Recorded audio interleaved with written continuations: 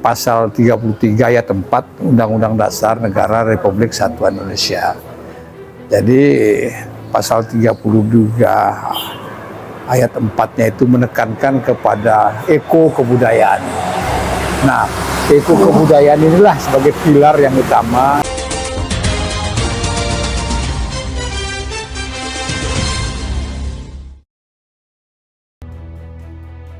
Hakim MK dan Ketua Pansus TRAP DPRD Bali bahas masa depan Bali di Museum Agung Pancasila Denpasar. Museum Agung Pancasila Renon Denpasar kembali mencatatkan sejarah penting berlangsungnya diskusi seputar masalah berbangsa dan bernegara serta Pancasila. Diskusi kebangsaan dan bernegara menghadirkan dua narasumber pendekar hukum, meliputi Hakim Mahkamah Konstitusi MK, Prof. Dr. Arif Hidayat SHMS dan Ketua Pansus Tata Ruang, Aset Daerah dan Perizinan DPRD Provinsi Bali, Imed Supartia, SHMH di Museum Agung Pancasila Renon, Denpasar, Sabtu, 4 Oktober tahun 2025. Pendiri Museum Bung Karno Ida Bagus Darmika, yang akrab disapa Gus Marhal, menyatakan topik diskusi berfokus memikirkan penambahan APBD Bali dan menjaga keharmonisan Bali. Menariknya, Prof. Dr. Arif Hidayat selaku Hakim Mahkamah Konstitusi MK memaparkan putusan MK nomor 90 di standing opinion, lantaran melawan putusan MK melalui paparan berbeda dengan konsep-konsep kajian yang lebih dalam. Sementara itu, Ketua Pansus TRAP DPRD Provinsi Bali, Imed Supartia, SHMH menyebutkan kehadiran sebagai narasumber terkait kegiatan Pansus Tata Ruang, Aset Daerah dan Perizinan. Ya, tadi saya hadir sebagai salah satu narasumber. Di samping juga ada Bapak Profesor Dr. Arif Hidayat SHMS. Beliau itu yang kita ketahui bersama sebagai tokoh, ya, sebagai Hakim MK yang kita lihat bahwa ketika putusan MK nomor 90 dissenting opinion hakim-hakim MK itu, ini beliau salah satu yang dissenting opinionnya itu berbeda, ya, dengan konsep-konsep kajian yang lebih dalam. Maka sebetulnya putusan itu MK nomor 90 itu beliau sebenarnya salah satu yang melawan, kan begitu, di samping Prof. Saldi. Nah, kami di sana hadir sebagai narasumber terkait khususnya sekarang ini ada kegiatan Pansus Tata Ruang, Aset dan Perizinan. Jadi terkait kegiatan-kegiatan yang sudah dijalankan oleh Pansus dalam penertiban tata ruang, aset dan perizinan ini dalam perspektif kepentingan kepariwisataan, itu beliau sangat merespon dan sangat mendukung. Wajib dan harus itu dijalankan karena salah satu konsep pariwisata itu di samping juga keindahan alamnya yang dikedepankan. Jadi terkait juga mengatur ruang-ruang yang benar itu untuk supaya memberikan kenyamanan, keamanan ketika tamu datang ke Bali. Mereka merasa bahagia, mereka merasa nyaman, mereka merasa terlindungi, mereka membanggakan Bali ini sebagai daerah tujuan pariwisata dunia. Yang utama penekanan beliau itu adalah jangan lupa yang paling penting mengenai kebudayaan. Ya, kebudayaan, kearifan lokal, adat istiadat ini perlu betul-betul dijaga dan dilestarikan. Tamu-tamu yang datang ke Bali itu lebih utamanya itu dia adalah ketertarikan, keinginannya dia ingin mengetahui budaya yang adiluhung ini dari Bali, adat istiadat, seni, budaya dan keagamaan. Ini perlu betul-betul diperhatikan dan dijaga. Harus ada keseimbangan pembangunan antara yang menjadi utama pilarnya itu kebudayaan dan alam. Dalam konsep sekarang itu melestarikan dan menjaga kebudayaan, kita sempat diskusi tadi bahwa ada diatur dalam pasal 33 ayat 4 Undang-Undang Dasar Negara Republik Kesatuan Indonesia.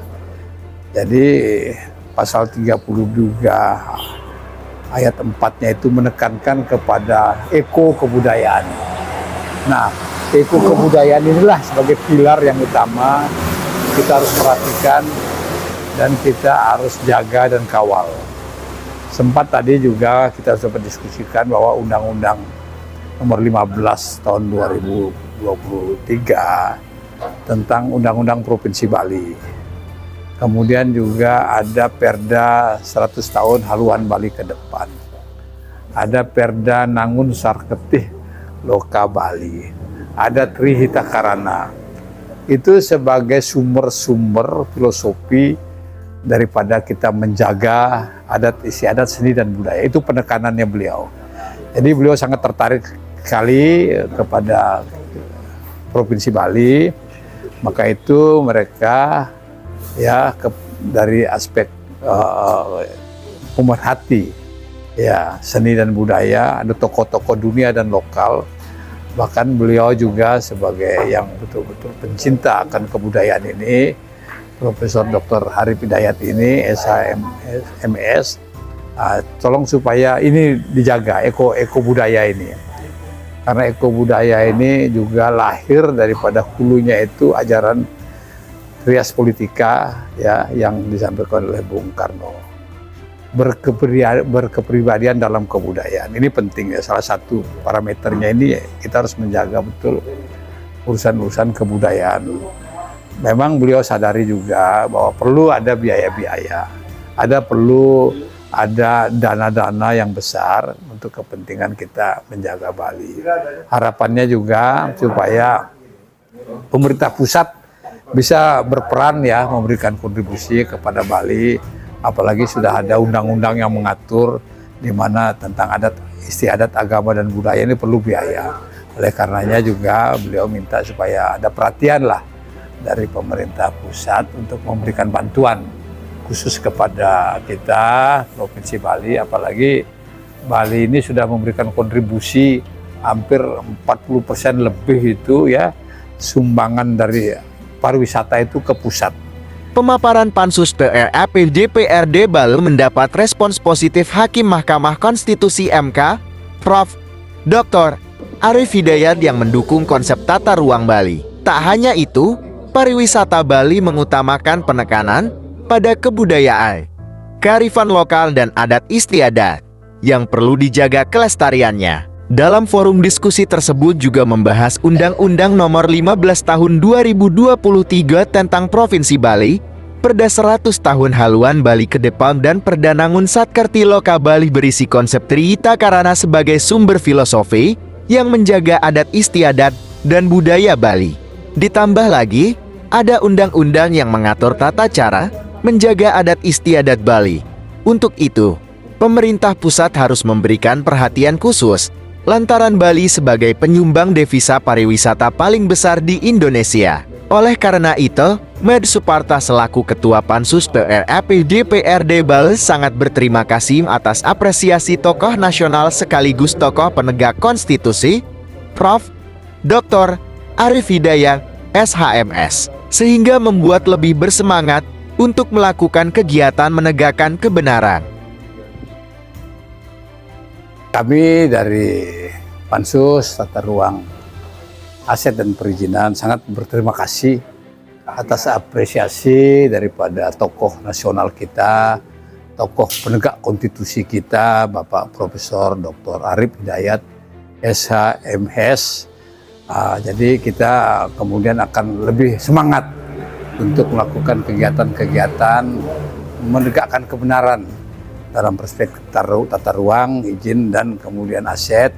Jadi beliau juga apresiasi kepada pemerintah Provinsi Bali di bawah Bapak Gubernur, Bapak W.M. Koster sudah melahirkan juga banyak sekali regulasi, aturan-aturan, bahkan 1 abad. Beliau sangat apresiasi 100 tahun haluan Bali ke depan. Ada filosofi Nangun Sarketih Loka Bali, ada konsep pemeliharaan danau, air, padan sungai dan sebagainya, ada pergubnya juga itu. ada juga aturan-aturan mengenai Trihita Karana dan sebagainya. Beliau sangat apresiasi kepada Bapak Gubernur Bali di bawah kepemimpinan Bapak Wayan Koster atas kinerjanya betul-betul memperhatikan kepentingan anak cucu kita ke depan. Jadi kita mewariskan hal-hal yang baik untuk kepentingan anak cucu kita ke depan, untuk masyarakat Bali ke depan, dengan konsep menjaga ruang-ruang, memberikan izin yang benar, menjaga aset. Jadi beliau sangat apresiasi itu. Jadi sekali lagi kami dari Pansus sangat berterima kasih kepada beliau yang sudah memberikan dukungan dan apresiasi, dan bahkan beliau juga sudah mendengar sampai ke pusat, sudah banyak juga melihat dari media-media sosial yang ada di berita-berita itu. Mereka sangat berterima kasih dan merespon positif atas kegiatan-kegiatan yang dilakukan Pansus yang dibuat oleh pemerintah Provinsi Bali. Terima kasih. Pada kesempatan yang sama, Prof. Dr.